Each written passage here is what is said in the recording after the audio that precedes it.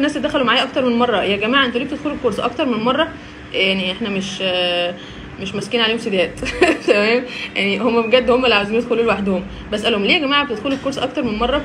فهم قالوا لي اول حاجه الوقت ما بيكونش كفايه 5 اسابيع ان احنا نخلص الماتيريال القويه اللي انت بتبعتيها، حاجات كتيره وماتيريال كتير قويه وفوكاب بتبقى ادفانسد وجرامر ادفانسد، 5 اسابيع مش كفايه.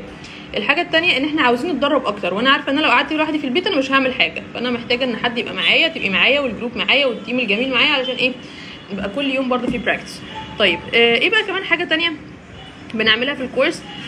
حاجه من الحاجات الجميله جدا هو الكلاب اللي احنا بنعمله. ايه بقى الكلاب دوت؟ الكلاب ده انا بدي السيشن مرتين في الاسبوع، ولكن الجروب المفروض ان هم بيتقابلوا بقى زي ما هم عايزين يتقابلوا مرتين. انا بقول يا جماعه انا عايزاكم تتقابلوا من مرتين ل3.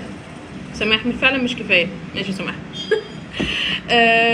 انا بقول للناس يا جماعه عايزاكم تتقابلوا من مرتين ل3، بس فعلا في ناس بيتقابلوا 4 مرات، في ناس عايزين يتقابلوا كل يوم. بصوا انتوا حرين، لكن انا بقول لك انا عايزاك تتقابلوا من مرتين ل3 في مواعيد غير مواعيد الكورس، قبل بعد في الويك اند انتوا مع بعض، دي حاجه ما تخصنيش. المهم ان انا الاقي ان بشوف كده على الجروب الواتساب الناس شغاله، بدخل الاقي الناس شغاله بتتكلم على زوم، فتمام احنا كده تمام. وبعد كده بيدوني بقى التقرير ان احنا اتكلمنا عن كذا وعملنا كذا. فدي من الحاجات يا جماعه المهمه جدا جدا جدا، بتخلي الناس بيتكلموا مع بعض، بنعرف بقى ان احنا ايه، مش بس كمان